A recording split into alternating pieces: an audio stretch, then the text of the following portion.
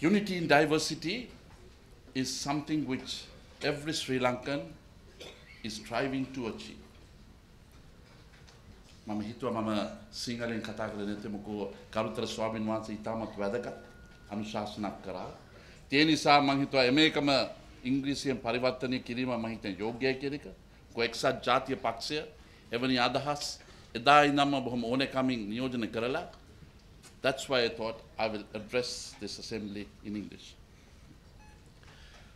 Mr. D.S. Senanayake, when he thought it was deemed fit to obtain independence for Sri Lanka, embraced the very words, unity in diversity.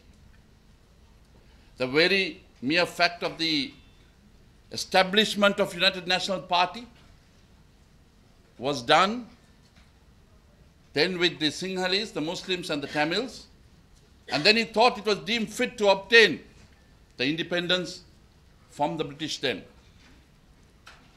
And at that point, the sagacity of Mr. D.S. Senanayake questioned, are we capable of retaining the independence we get from the British? We should be able to lead ourselves into a better tomorrow and not look back and have tears rolling down. In 1948, we did obtain independence without shedding any blood. In 1949, on the first commemoration of the independence, he did question, we have obtained independence for 1 year. Today we are free as Sri Lankans, or Ceylonese then. Have we been able to live up to the expectations? He only posed a question. 65 years thereafter, the tremors of his wisdom is put to question. That is why there's a necessity for people like Azad Sali to have deliberations such as this in order to talk unity in diversity. This is what our forefathers taught us. This is what the United National Party represents us. And this is what my leader and the United National Party leader, Mr. Ranil Wickremesinghe, with all the obstacles against him, is today preserving this noble idea to ensure that Sri Lankans, which embraces the Sinhalese, the Tamils, the Muslims, the Burghers, and that is what is made of Sri Lankans. That rich social fabric makes a true Sri Lankan. And this is what we must foster for the future. After all, what is social fabric means? The Sri Lankan identity means it's a business acumen of the Muslims, it's the industriousness of the Tamils, and the large-heartedness of the Sinhalese. And that is what Sri Lanka should be. But is that in full fruition today? Today, such debates are taking place owing to the fact that sense of extremism has taken over terrorism. There have been many constitutions that have been put to place in Sri Lanka, but the amendments of those constitutions have had its ripple effect today. The ramifications are what is being felt today. This was nicely encapsulated in Venerable Padegama Samhita's statement in his address to you, which he very clearly addressed. Every Tamil is not a tiger.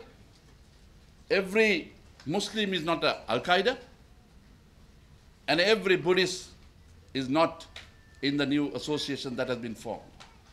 We respect Venerable Sir for saying such things in trying times and bring a sense of sanity at a time when that is absent in this country. That is how we Sri Lankans must march forward. That is a good starting point. බැරි වෙලාවත් අපි මේක කිව්වා නම් එක්සත් ජාතිය පක්ෂය යුරෝපයේ කුමන්ත්‍රණයකට කොටස්කරු බවට පරිවර්තන වේවි. හැබැයි ගරුතර ස්වාමින් වහන්සේ කිව්ව නිසා මම මේ රක්ෂණය තුලින් ගමන් කිරීම තමයි මම අදහස් කරන්නේ. මම හිතන විදිහට මීට වැඩිය අර්ථකථනයක් දෙවි අපි දමර අමිල ගරුතර ස්වාමින් වහන්සේ.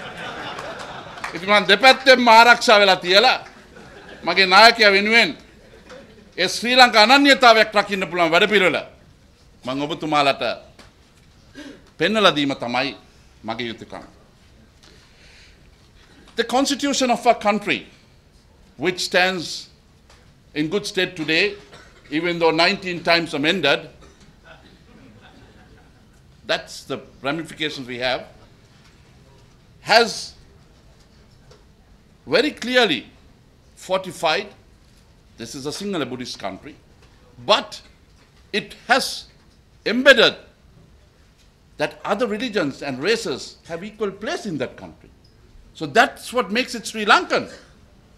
There's nobody, not even the president and any other officials, that can give a reinterpretation to that. That is what we must cherish and move forward. Today the tremors are there just because there is an impact on the halal certification. It may be the purdah that is worn by the ladies. It can be the question of Tesavalami law that is prevailing in the northern area. And then you will have this going on. The reason being is the government is not governing. They have not been able to fulfill the promises after 4 years of end to terrorism. That's why I said terrorism has given way to extremism, because that's the way they think politically that they can survive. This is the rallying call.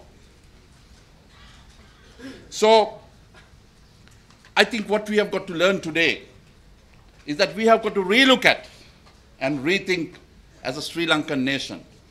The Sri Lankan identity that Mr. D.S. Senanaka thought then is the best to be adhered and move forward today.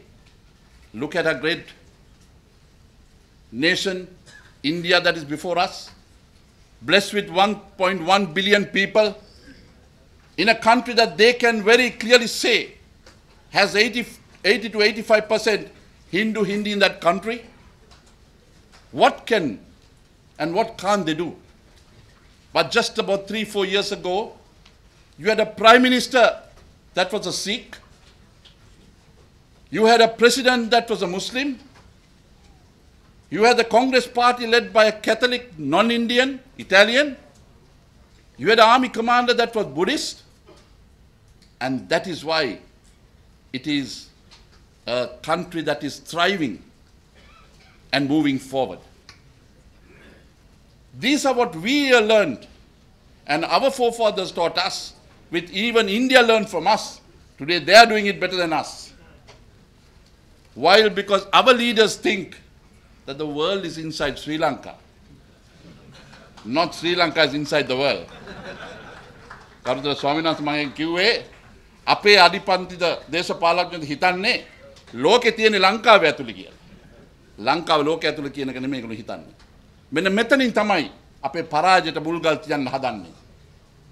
අද ගරුතර ස්වාමීන් වහන්සේලාත් මෙතන මේ පැමිණලා තියෙන සියලු දෙනාමත් ඇවිල්ලා තියෙන රටේ කැක්කුමක් තියෙන නිසායි. අනේ නිසා තමයි අපේ නායක රනිල් වික්‍රමසිංහ මැතිතුමා කිව්වේ අප මෙවැනි අවස්ථාවක ඉදිරිපත් වෙමු රටක් වෙනුවෙන්.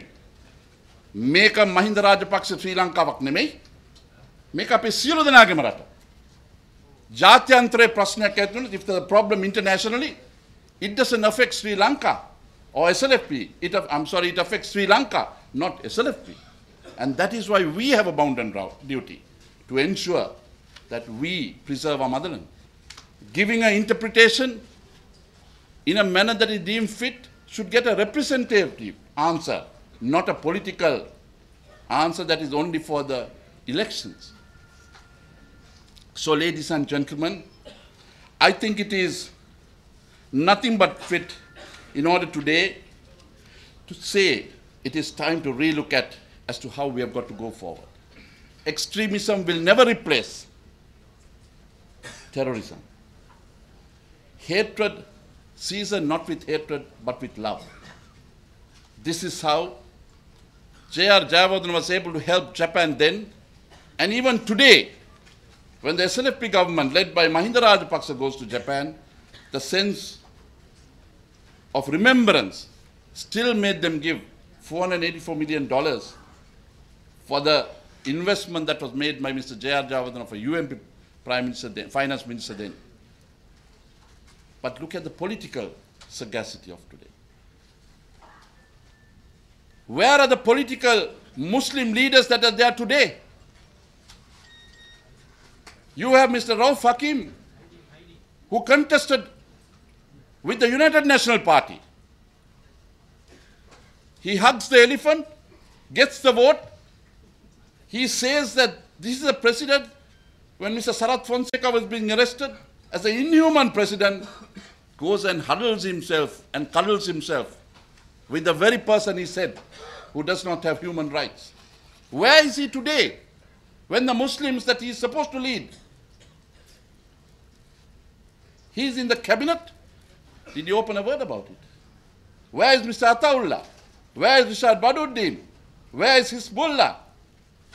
I have different respect to Mr. Fauzi, even though he believes in another political party, but he is unheard of in his own party today. That is the problem that is there today. Political leaders don't have the spine to say against the executive presidency. And I respect and accept the question of abolition of the executive presidency. It has to go.